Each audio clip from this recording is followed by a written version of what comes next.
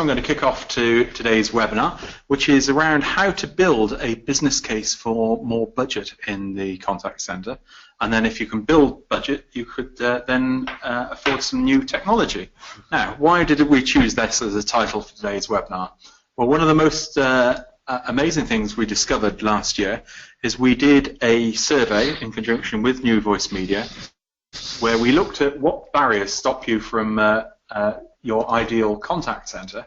And what we found was that top of the list with, and this was 645 contact center professionals, so it's a very large size for our industry.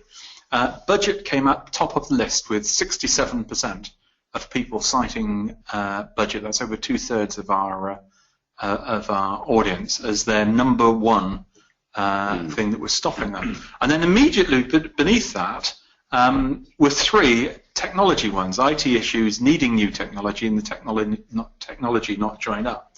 And it struck me there was a very strong link between those two. We've never really published anything on Call Center Helper about how to get more budget, so I thought we'll get some experts together in our virtual boardroom and see if we could explore the issue. So I'm delighted to introduce you all to our three industrious or illustrious speakers. Industrial strength. Industrial strength, indeed. And they're all regulars on our webinar program, and all have written a number of business cases over their time. So I'm delighted to welcome Richard Snow. Richard, welcome to today's webinar. Hi, everyone. And Richard, what are you going to be taking us through today? I'm going to look at I'm going to first look at a compelling event, I would say, and then go through some basics of what we've seen from our research as other companies are using to create their business case. Wonderful. And we're also joined by Simon Foote from Ember Services, a consultancy that does a lot of hands-on, particularly broad contact center consultancy, including a technology arm as well. And Simon, what are you going to be taking us through? I think the first thing to say is you could do me for trade descriptions, I think, with that photograph you've got, John T. We probably need to update that. So I'm from Ember, we're a customer management consultancy, and I'm going to take you through some of the perspectives from how we see it around the things that are driving change and how to then develop a business case to then essentially talk the language of the boardroom, which is often the challenge. Indeed, and also we're joined on the panel today by Tim Pickard from New Voice Media. Welcome, Tim. Thank you, and Hi, everyone. You can share some of your wide advice, and I guess in a business case there's also a role for cloud-based technology is not taking quite as much budget, so easier to justify and test, if you like, the assumptions. Yeah, I think there is a big transition happening, and that is one of the compelling events actually that Richard sort of alluded to, which is technology refresh. So we often see that as a compelling event, and now that cloud technologies are as advanced technically as they are and available as they are, I think probably on 9 out of 10 refreshes you're going to see a cloud vendor taking part in that review. Yeah, I think that's a major step forward in terms of technology change these days. If you want to watch a replay of the webinar, that's at callcenterhelper.com/recorded webinars. That'll be available later on this afternoon. Just a reminder that we're running a chat log alongside our webinar, callcenterhelper.com/chat. There is a bottle of champagne or a box of chocolates for the best tip. So if you want to put hashtag tip for a tip or hashtag question for a question, then you can see it through there. And once you're logged into the chat room, one of the other benefits is you can download the webinar slides from being logged into the chat room. Here's the address here, callcenterhelper.com/chat. So if you'd like to log into that. And I'd just like to start with the poll, and I'd like to ask the question, which is how difficult do you find to get extra budget for your contact center? Do you find it impossible, very difficult, easy or very easy. So I've got a sneaking feeling where it's likely to come. Which end of that poll? Come here. Yeah. Tim, have you got a prediction for prediction? I'm going to probably go very difficult. Difficult to very difficult. Okay, well, let's. Looks like people in the audience could benefit from our advice. There we go. We have found 3% find it almost impossible, 43% very difficult, 51% difficult. Only 3% find it very easy, and I don't know if these are people who own their own contact center or That's right. chief executive Signing off your own request. Sign off. So would be interested. So it looks like we've got a bit of a treat for you, and can share some advice of certainly how we could perhaps move it from very difficult to difficult, or perhaps from difficult to easy. So and if you've got any tips of stuff that you've done along the way, please put those into the chat room. I'm going to pass the baton across now to Richard Snow. And Richard, I know you've got some research from what you've been doing on here, but if you'd like to, let's just transfer the baton across to you, Richard. If you could move across to Richard, and then we can get Richard's slides up, and you can go through it.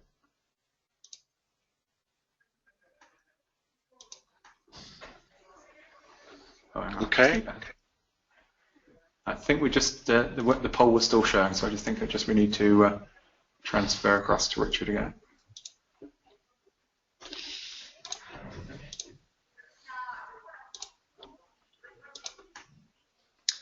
So you should have the baton there. I have it. So I hope you can see my slide. And again, We can indeed, Richard. Thank you all for attending, and I think between the four of us, there's a lot of experience, and hopefully we can give you some insight. Particularly, I'm going to look at some results from two research projects we carried out. One was into next generation customer experience, because we're finding, and I mentioned I might talk about a compelling event, and I think from what we see in our research, improving customer experience has become a compelling event, and a big part of that is matching what you're providing in terms of channels of engagement to what customers are now expecting. And I could probably spend the next hour talking about that, but I think we'll take it as a given that consumers now use different channels of communication, and you need to think very seriously about how you implement them in your contact center, unless some of your customers are not going to be able to contact you. And this was shown up very much from this first piece of research, which it was into next generation customer experience. And we were asking here heads of sales, heads of marketing, heads of customer service, and head of contact centers. And we did this on a global basis.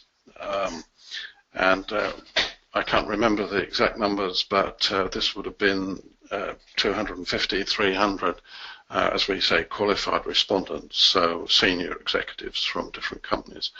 And this we can see is that the compelling event is that it's to improve the way you engage with customers. And over 3/4 of the respondents said this was now very important to them. So observing how consumers, how your customers are changing their engagement habits, changing their channels of communication.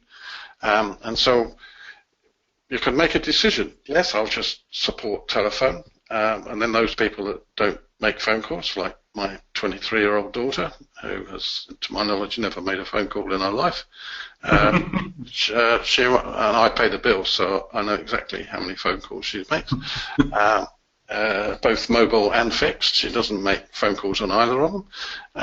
So you can make that decision, or you can say, here's a compelling reason why I need to change the number of channels.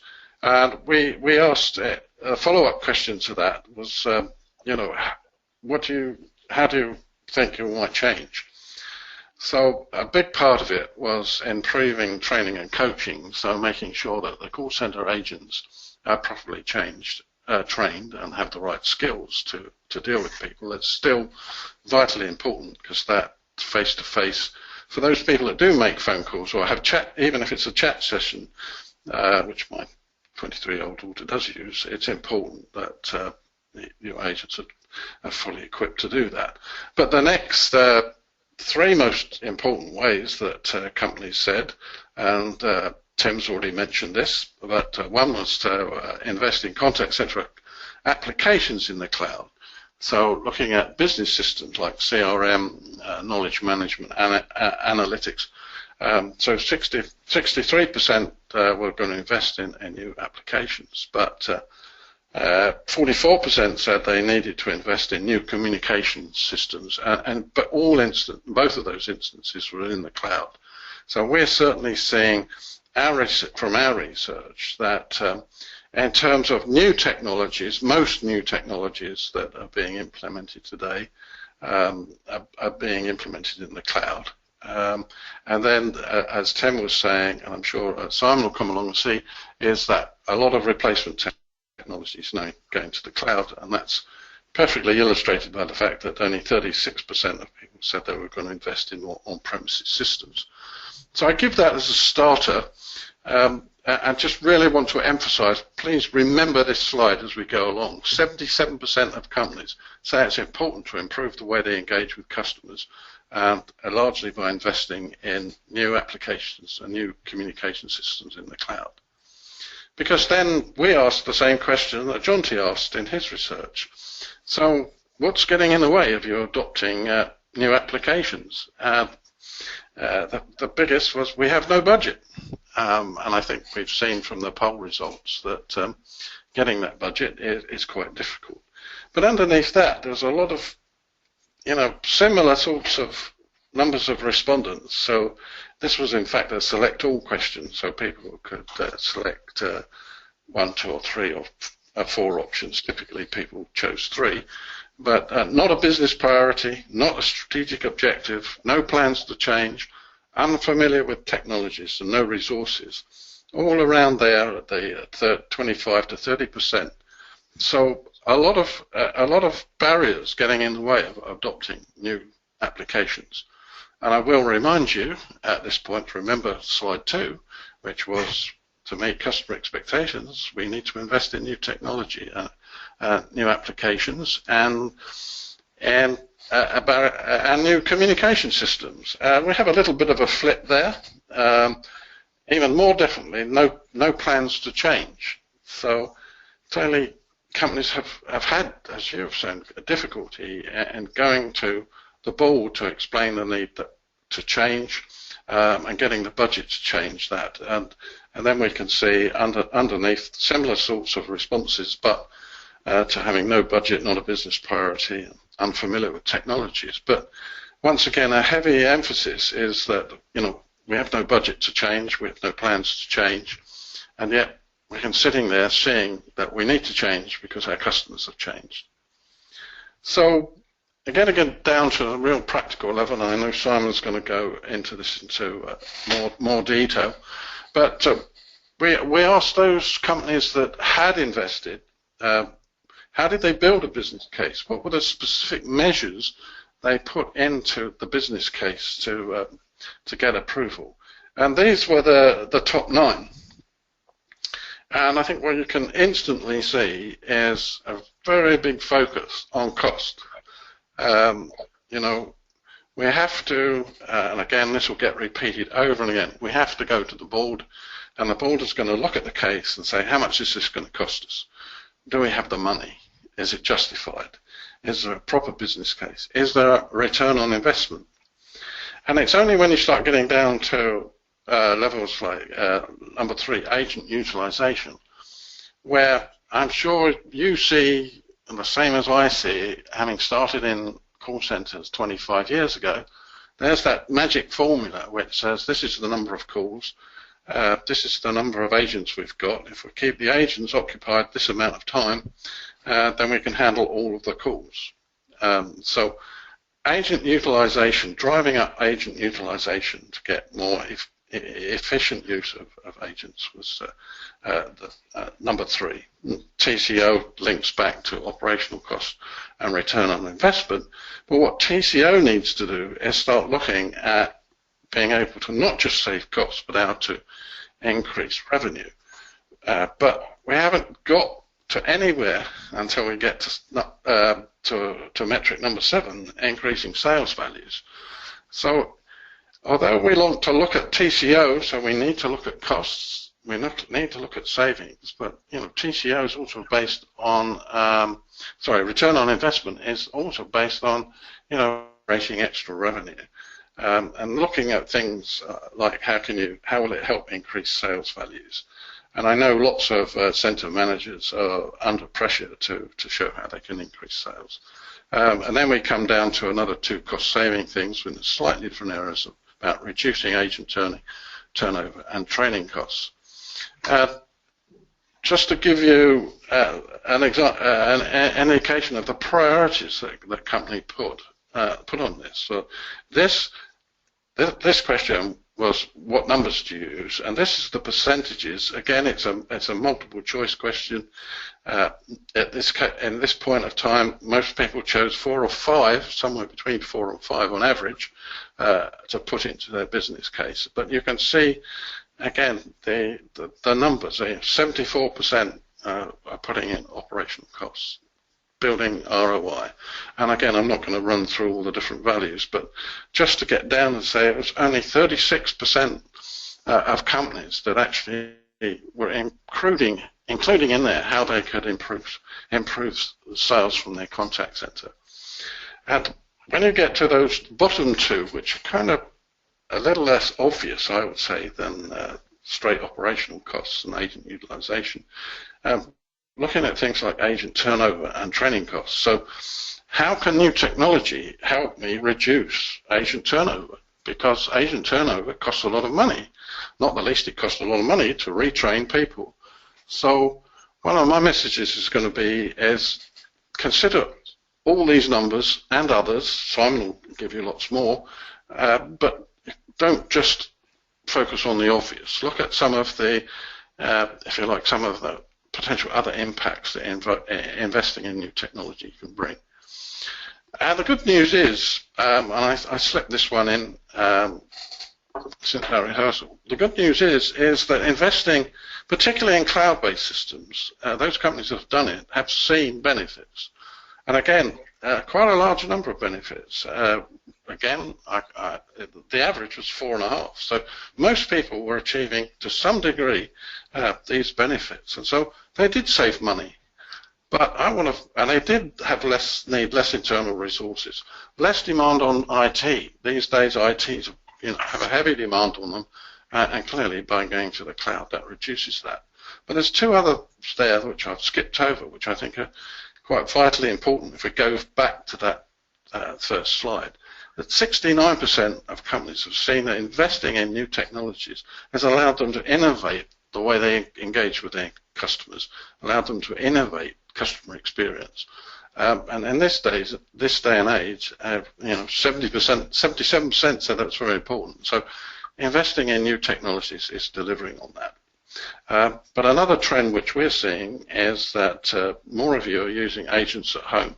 And again, by specifically investing in cloud-based systems, it's easier to support those. And I want to go back to this theme, and I know this theme is going to come up and up again. What we asked, and this is quite a detailed slide, and you will see a more detailed copy, but I just want to highlight one thing, is we asked who is involved at the different stages of selecting new systems. And of course, the one I want to highlight is the fact that the purple is your executive team. So they start off being a little bit involved, then go to sleep, stay asleep, until you come to that final decision. And they step in, and you can see they outweigh everybody else when it comes down to the decision in terms of involvement. So a very clear message here is your case has got to be put and prepared for your executive, and understanding their priorities. So I'm just going to finish. So it's a case of building for next year. I think a number of people have said that they have to make it on a case-by-case basis, and I found, particularly when I was with Pricewaterhouse, somehow people could make a basis for employing Pricewaterhouse to help them, but when it came to actually buying anything, there is no budget. So you need to think ahead. You need to think about what your company's strategy is in terms of engaging with customers, and think ahead and get the plans into the budget. Remember the CFO. He will think numbers. He will think costs. You have to satisfy him there. And that case is going to be built on, cost to deploy versus cost savings. But remember ways of potentially helping it to generate more revenue.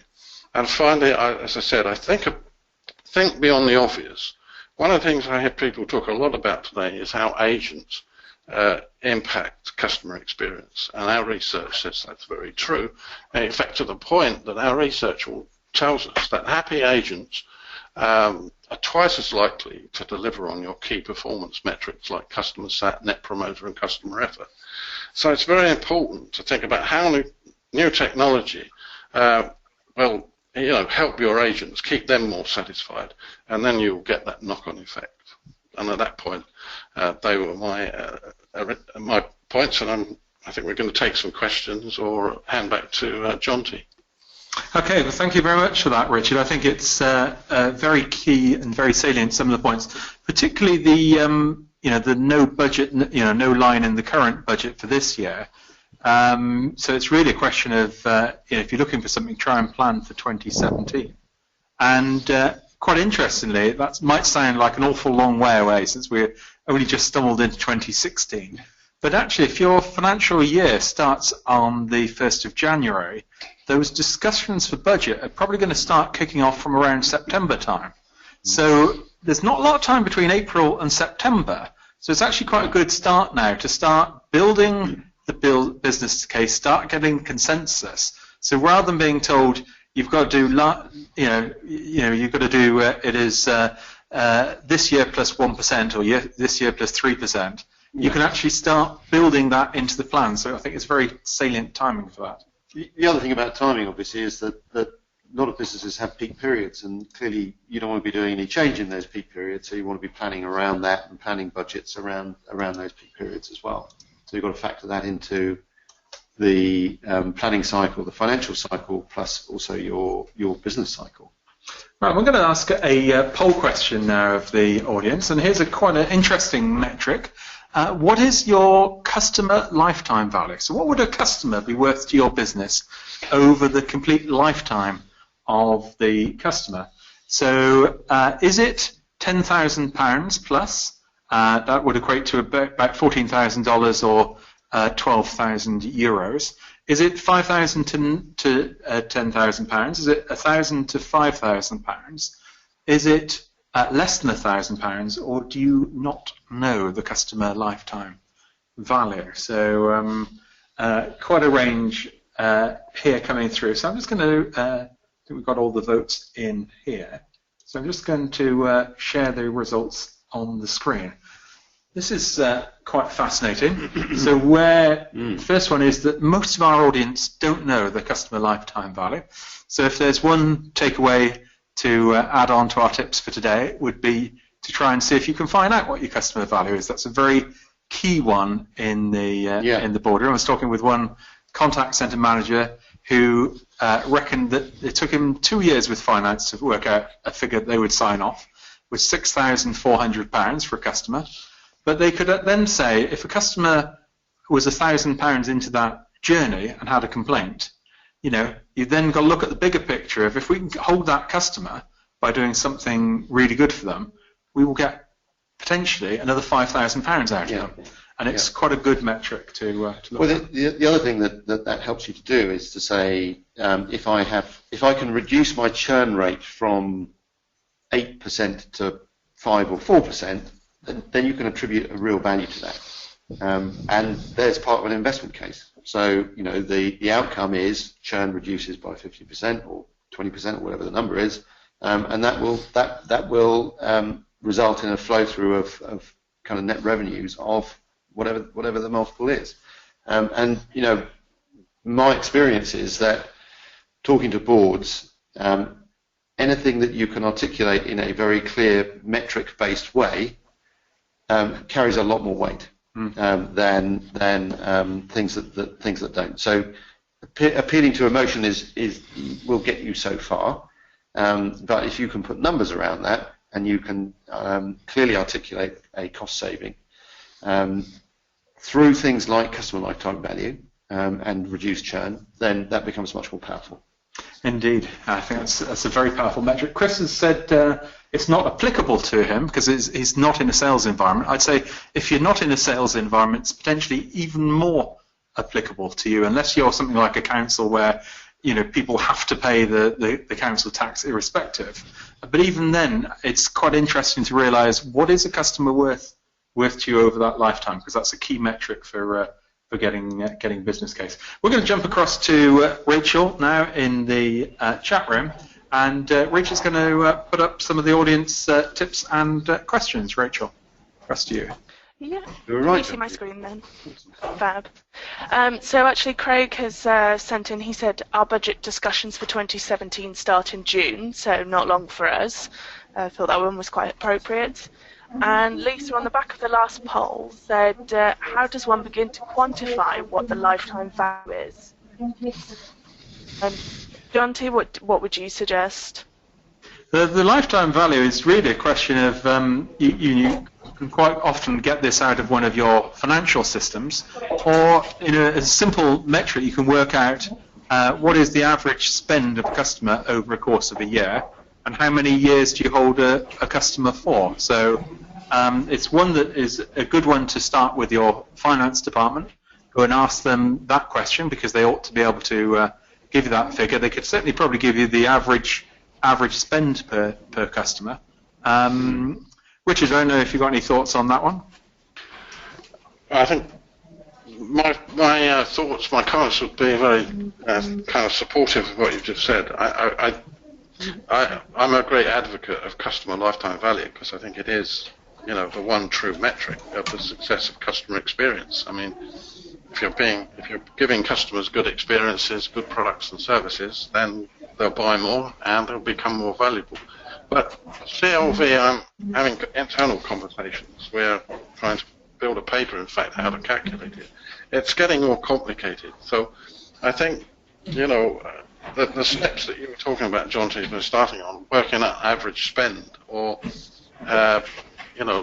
looking at how many products that, if you offer more than one product, how many of your products each customer has bought, they're relatively simple, but to go to a real hardcore customer lifetime value, you've got to start looking at cost, and so you've got to build it. You've got to start understanding the cost of handling emails, the cost of handling phone calls, and all the different channels, and so that can get quite complicated. So take some steps, about the average sales value, average number of products, wallet share, these kind of things. And then, you might build in the obvious costs, like, the overall cost of the contact center, and build that up until you get to that final point of understanding the real customer lifetime value. I think, John, if I may, I think it's often quite hard for organisations to get that kind of single view of the customer and understand the kind of total product holding that a customer has. I mean, if you think of an insurance business or general insurance business, you might have, pet, motor, household, holiday, whatever it might be. It's surprising how often those 4 or 5 product sets are actually treated as very clear divisions within an organisation, and therefore the P&Ls and the data and the structures and the reporting around the product holding is very much within that silo and doesn't look across the organisation. So I think unless you have that CRM system in place and that data layer which gives you that insight, it's often quite difficult and therefore becomes quite a manual process to be able to do it.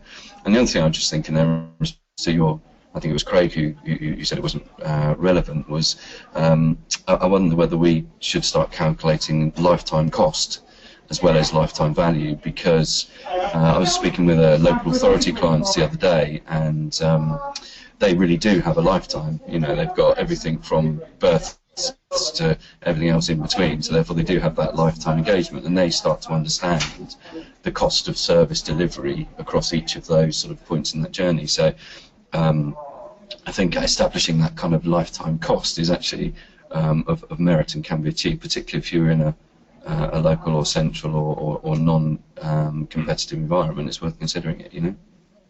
Indeed. Rachel, have we got any more questions? Yeah, we've got another one in from Craig, who said, surrounding cloud-based technology, do you think or feel that as technology continues to increase and improve, that the need for a large contact centre at premises is reducing as a business requirement? Tim, what would you suggest for Craig? So our experience is, and you know, I've been with this business for over 5 years now, and when I started, the engagement from larger organisations was relatively low. Now we see enterprises engaging with us all the time, and I think there's a number of things have happened there. First of all, cloud vendors have improved the features that they have and are much more aligned now to what you would expect from an on-premise vendor.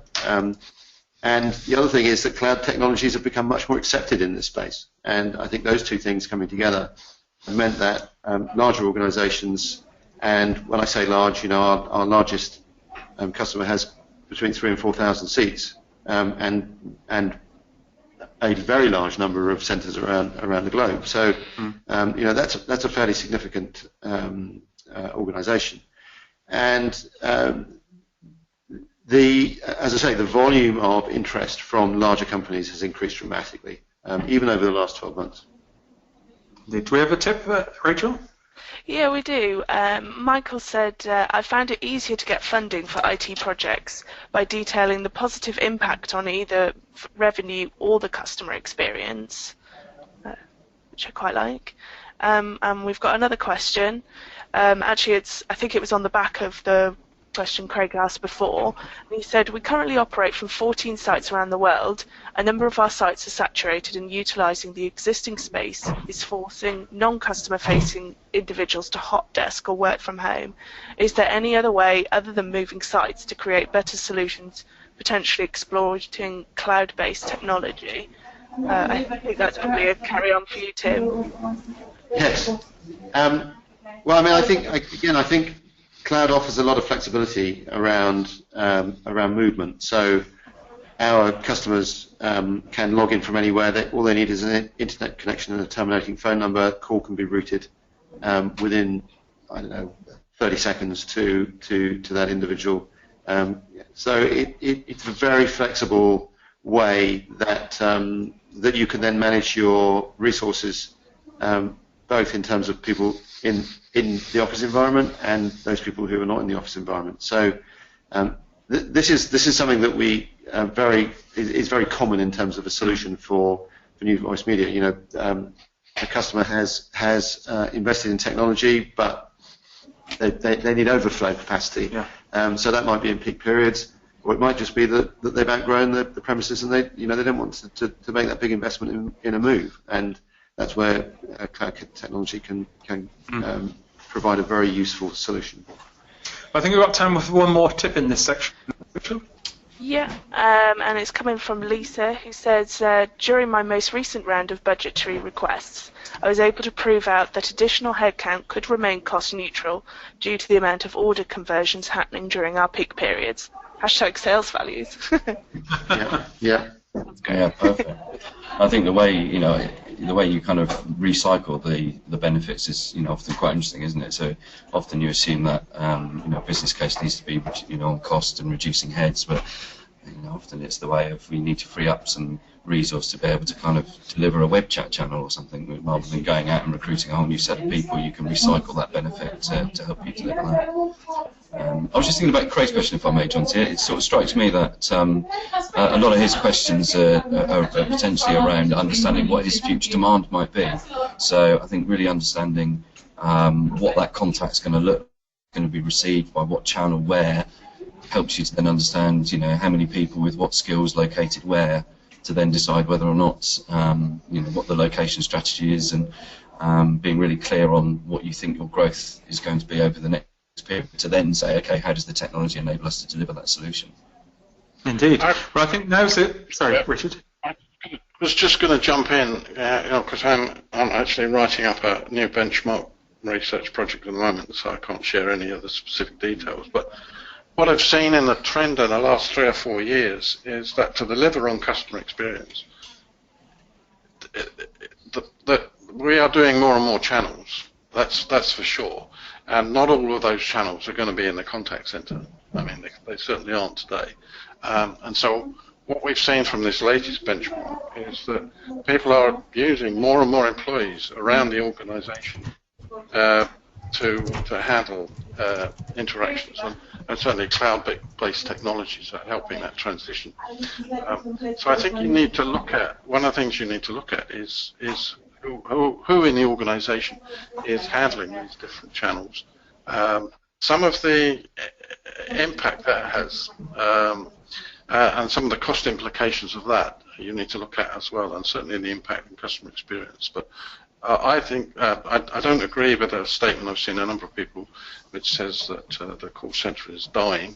I think call centres, despite my 23-year-old daughter, people will still call call centres. They still will handle things like chat. But I think we are going to see a greater dispersal around the organisation, and I do believe cloud is going to help that. Wonderful. I think now's a good time to hand across to Simon. I know you've got a lot of experience in this area, and so we'll pass across to you if you'd like to share your thoughts on how to build an effective business case. Yeah, certainly. Thanks, John T. Real pleasure to be asked to contribute here as well. So hopefully I can share some of the perspectives on what we're seeing at the moment. I think the first thing, just to carry on that conversation from Richard there, is that voice is showing no sign of going away. So we're seeing this similar trends actually. The complexity and the nature of those contacts that we get into contact centres, particularly voice, is indeed growing. I think we've been talking for some time in the industry now about we're going to get longer, more difficult calls as people are tapping into more knowledge available to them on other channels, and that's certainly the case. So I think the other thing, just again following on from Richard's final slide, is the CFO is part of the process, and I think that's really where we look to kind of support our clients actually, and that is to help our clients to speak the language of the boardroom. So talking in terms of risk and P&L and budgets, which is understood by that boardroom to make it a sort of a compelling case, is often where we support our client. And elevating your business case away from perhaps some of the more localized operational issues into one where you are aligning your business case to the direction of the organization and the strategic intent and where we're going. So enables you to then present a message to the boardroom where you're not only talking about an opportunity to save some costs somewhere, you're actually aligning that to where the organisation is going. You want to be number one at, we want to be the best in class at doing this, we want to sell more product of this nature, increase whatever that strategy is. If you can demonstrate the benefits of how your saving helps to deliver upon that strategy, that's important, and is where you start to make headway. And don't forget, the CFO as a board member has the responsibility, along with the rest of the board, to execute on a strategy which they've all agreed together. So there is that element of yes, of course you've got to be really clear on your numbers and your case, but emotion and aligning it to the strategy of the organisation is a clear area to start winning. So the sorts of things that we are seeing in the marketplace, the trends that we're seeing in the marketplace that are kind of influencing some of the business cases and forward thinking that we're supporting our clients to deliver at the moment, is around collaboration. How do we create sort of connected communities, connected customers? How do we join up the dots and the systems within our organisations, as well as providing forums where customers are able to engage with each other and potentially with us in new and evolving ways. The advent of new technologies and multi-channel capabilities means that we are really having to think very differently about our customer journeys and our customer experiences, and I'm seeing a trend where the term CX is becoming a lot more present in our industry, whereas previous years, the term CX have been more aligned to a web development agency, for example. So being able to apply perhaps some of the principles and practices within a web development type agency system into how we deliver our change within contact centres is, I think, an emerging trend, and that's then talking in terms of developers and testers and architects, and the role of a customer architect is starting to appear. So how do we redefine customer journeys to align with that? And then automation. What does automation mean for us? It's beyond just speech recognition, IVRs now, although there's still a whole load of people with very poor ones of those out there. But what's the rise of the machine? What is the opportunity that some of the bots and the automated servicing does for our industry, delivers for our industry? And I think our clients are sort of grappling with some, all, or of those sort of challenges, really, which sort of are the precursors for the business case. So just build that up so you can sort of see some of the thoughts we're having there. So what does that mean in terms of the typical levers we see for a business case? So often it's about removing waste or repeat contact or failure demand, about driving digital, whether that be online or via some sort of social capability. Where can we add value in that customer supply chain, that customer journey? Where are those sort of moments of truth, to use that used phrase, where we as an organisation can do something different to materially influence the interaction we're having with that customer, whether that be through an increase in revenue, doing it cheaper, or increasing advocacy, or a combination of all three. How can we become more proactive? So a lot of business cases around personalisation, single view of the customer, next best action, all those things enable us to either predict demand or at the point of contact actually be a little bit more personal in the type of service that we're offering to our clients and customers, which are evidence to be able to build up and drive that advocacy. Changing structures. How do we prepare our organisation for the contact of the future? What sort of roles are we going to need? Are we going to need to wholesale recruit? Is it a training program to reskill some of our agents, and then overlaying that is then the kind of process of knowledge and knowledge transfer. So those areas are pretty critical at the moment, and I think I actually think it's becoming easier to demonstrate the value behind those, because we all get now as an industry that customer centricity is everything. It's now about just proving the point behind it.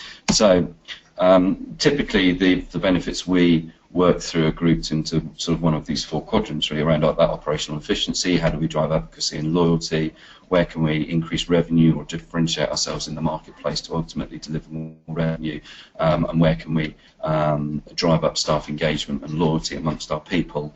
And the benefits that then has in terms of our organisational success. So typically around the operational side, we're talking about increasing productivity. How do I get more, or close the gap between the productivity I have today to what it ought to be in the future, allowing for the change in contact types? How do I reduce that cost to serve, and how do we drive more of the self-service related issues as those all are? And I have some examples of some typical measures that we see around those in a moment. How do we build up that advocacy and loyalty, about increased CSAT, delivery of net easy scores, reducing complaints, right first time? Those are still the key indicators in our operations of failure demand and how we improve that efficiency. Increased sales performance. I think, perhaps it's a topic of conversation after later on, but I think it's very difficult to build a business case with a sales perspective, and often our business cases as an industry are based on cost down. So that ability to be really clear on forecasting sales outcomes, I think, is quite challenging for people, and the conversation around lifetime value is good because that's where that sort of happens. But traditionally, being able to, with confidence, say what the impact is going to be on sales revenues is quite challenging, and is often where business cases unravel, because it just becomes about a forecast and is often not believable. So how can we help companies to define that and differentiate their sales through service strategies and deliver new products and propositions, and how that lands? And then finally, around typical measures around reducing churn, and how do we reduce our recruitment costs and our training costs, and speed up our time to competence so that people we're recruiting are online and working quicker. How can we make them more productive but retaining that compliance, and how do we do it better in terms of quality and capabilities?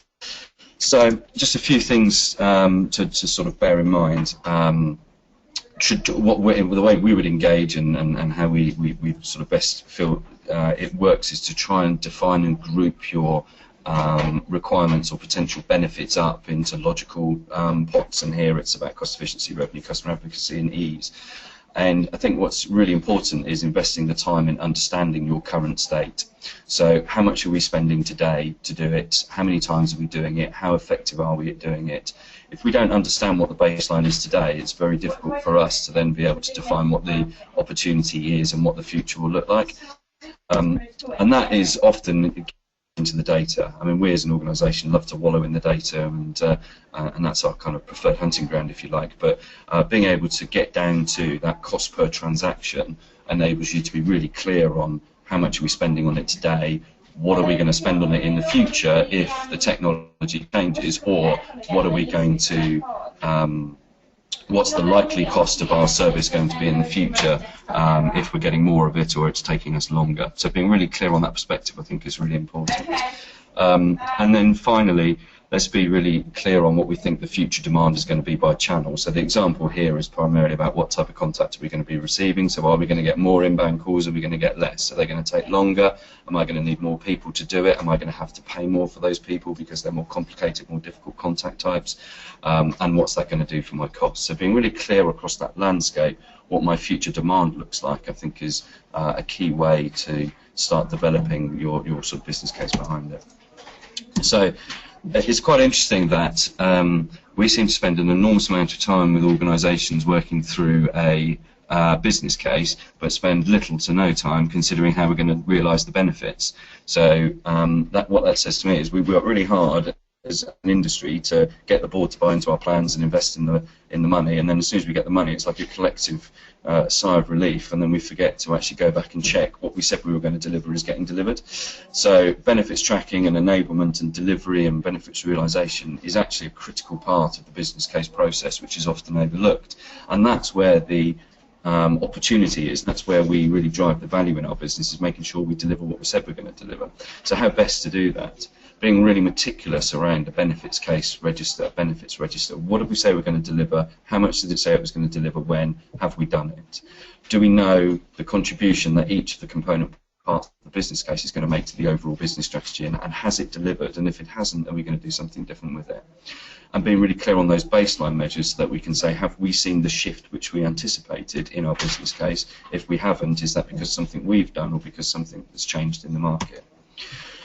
How are we going to achieve those benefits? How are we going to measure? How are we going to monitor them? And how are we going to continue to kind of check in on those benefits to make sure we're tracking against them for a period of time is clearly critical. Understanding the dependencies that you have. Often the projects are, whilst it's championed by one person, there's a number of contributory factors which all have to come together to be able to deliver that case. So where you have those dependencies on others and other departments or other technologies or work streams, how are we making sure that their contribution is delivering what they intended it to do? And report regularly and frequently. I think after a project is finished, we often hand it over from a program management into the operation, and then kind of diligence around program management sort of goes away. So therefore we need to continue that appetite to measure the success of what we've done once the program has been closed down and it becomes business as usual, because that's often the business case provides for a 5-year plan, yet the actual program to deliver it may only be 18 months. So therefore, we've still got time to deliver those benefits. So recently worked through this with a number of clients. As you can imagine, I've just picked out a few highlights, and conscious we'll be sharing the slides, so we thought it'd be useful just to have a few captions on here to help people when considering. But for a water company, we recently worked with them, and their challenge was very much around how do we get increase our productivity without increasing our operations, how do we drive a real continuous improvement ethos and methodology, and how do we work through some of the inefficiencies in the back office to be able to reuse the time saving there to support the front office. So a few examples of the sorts of challenges faced by the water company, who clearly are in a market currently where people are not able to change and move suppliers, so therefore there's less sales benefit in there, and more about how do we remain efficient and effective, which is not in isolation and an efficient operation is also a good operation from an advocacy perspective for clients and customers. Workforce management, amazing how many organisations still rely on spreadsheets and witchcraft for their workforce management, but often we get involved with developing workforce management programs to not only improve productivity but help with demand management. So the typical measures you would see and be familiar with around, WFM are there. I built a business case for an organisation before I was consulting, and by having a voice recognition capability on my IVR saved me, meant I could present a call to an agent pre-populated and pre-ID&V'd, so therefore the agent could just jump straight into the conversation. That saved me 30 seconds on every single call. When I scaled that across my organisation, it saved me £2.5 million in call time, which was enough to pay for the investment, so it became cost neutral. Often the business benefits are not right in your face and you have to dig for them a little bit, but it's often those little business benefits on the face of it which when scaled become quite significant. And I think the final thing, final area just to touch on is we're working with an airline currently, and similar challenges but on a global scale, so taking into consideration variances in the local markets across a global scale means they've had to look beyond just their operation in the UK and start thinking about what they're doing in the US and Manila and other areas, because there are allowing for those local variances is important. So final sort of slide really just to sum this up would be we need to talk in terms of the language of the boardroom, as I said to begin with. That's where we start to influence the board in terms of what we want.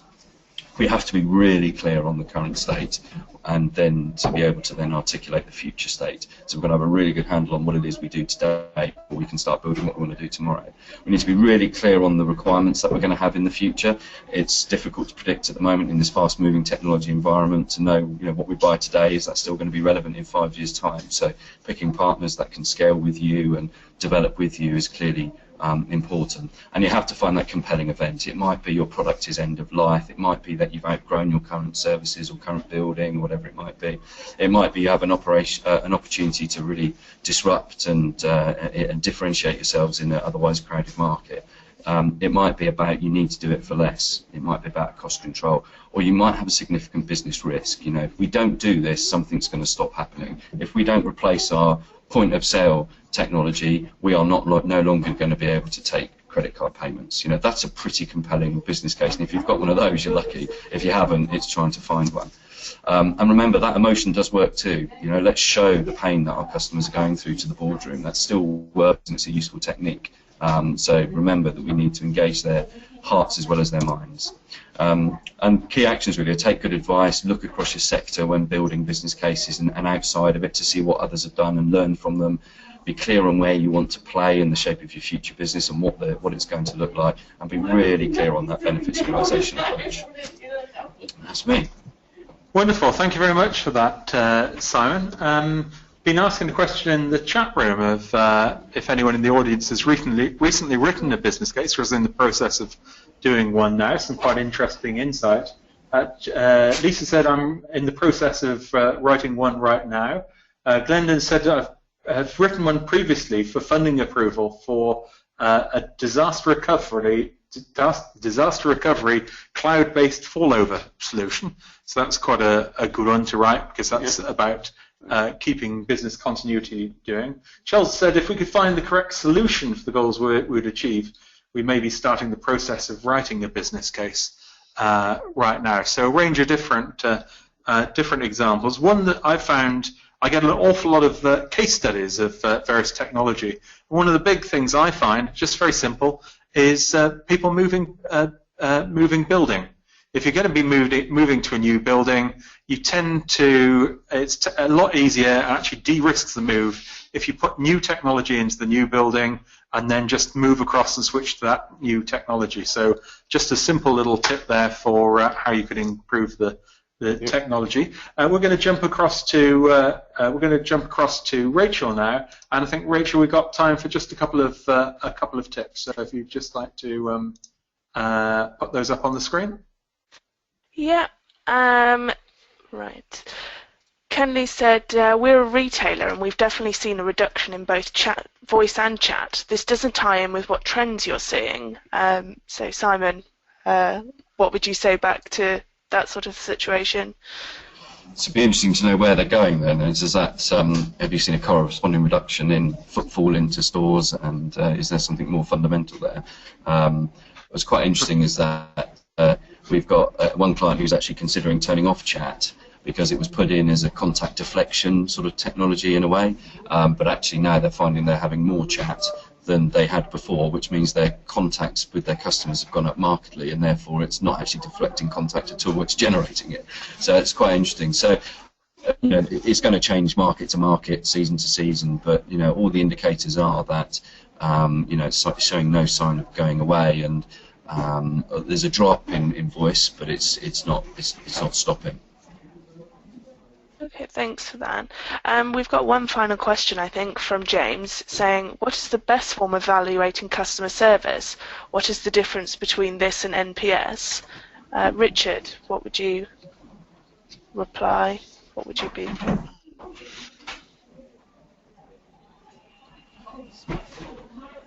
think you're on mute, Richard. Oh.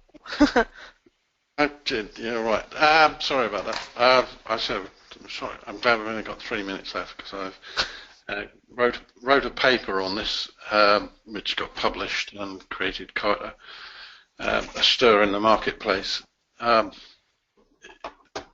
There's a huge following of NPS. I understand that, but I think, you know, you have to start asking yourself, what's the difference between net promoter score and doing a structured customer satisfaction score. What we find from the research is that a customer satisfaction score actually far outweighs measuring net promoter score. But if I was to pick one, I'd actually go back to what I said earlier, and I'd go, the best form is customer lifetime value. You know, most companies, and I appreciate things like in a public sector, it doesn't necessarily apply in the same way, but you know, the ultimate for most service companies, most B2C companies, is to find customers, retain them, and get more value out of them. And so, if you know, that's got to be, in my view, the end game. And so, and I take Simon's point, and I've said it myself. It's not easy to figure out, but I think you need to start looking at systems, analytic systems that are going to be able to get a hold of all that data and give you that information. Because, as I say, in the end, you know, customers being worth more to you is the end of the game, and will certainly get the attraction of the board. I think there's like another perspective. We've got just enough time now to do one quick roundup round the panel. I'm going to pose a question to our panel. If there was just one piece of advice you could give to our audience on how to do a business case for more budget, what would that one piece of advice be? So perhaps Tim, perhaps I could start with you, Tim. Yeah, absolutely. I'm going to give you two pieces of advice because you always get bonus from piece.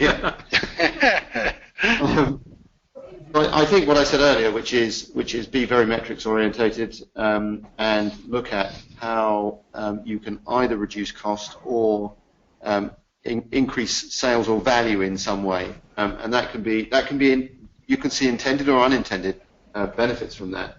One thing that Richard mentioned earlier was about agent satisfaction, and if agents are satisfied and happy, they give great service.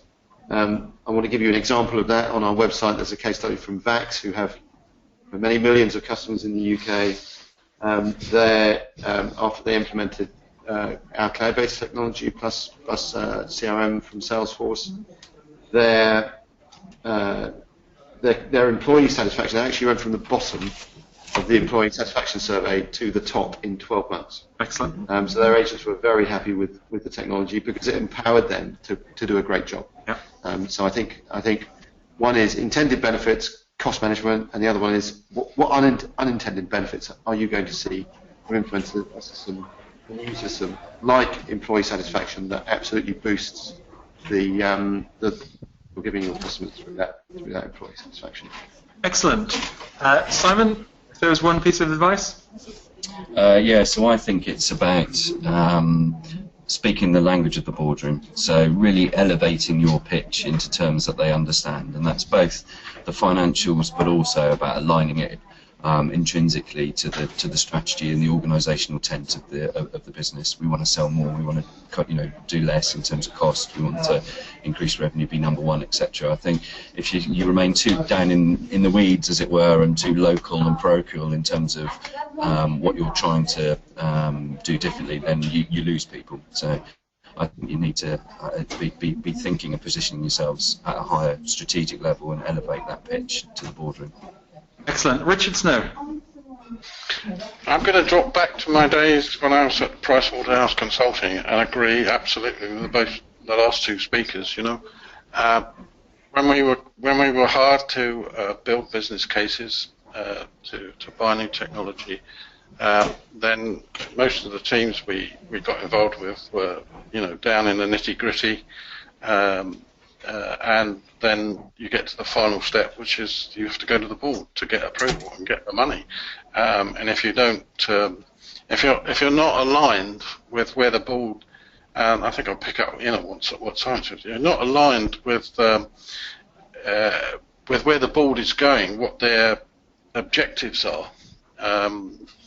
Then you're not going to. My experience is you're not going to win the case. So. There's a lot of talk, and it seemed to be mentioned, being customer-centric.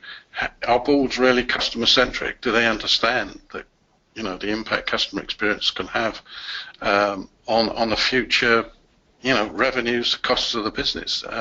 If they don't, appealing to that is going to be really difficult. So I think you have to get aligned with the board and keep on remembering, in the end, they're the ones that are going to put the signature on the piece of paper. Thank you very much for that, Richard. And my one piece of advice would be customer lifetime value. Even if you're a council, you probably, my council tax is £2,000 a year. 40 years, that's £80,000. You'd start thinking about me a bit differently if that was the case. Just if you can type into the chat room what you liked best about today's webinar, you can get a recorded copy of today's webinar, callcenterhelp.com/recorded webinars. And just like to thank all of our speakers. Richard Snow, thank you very much.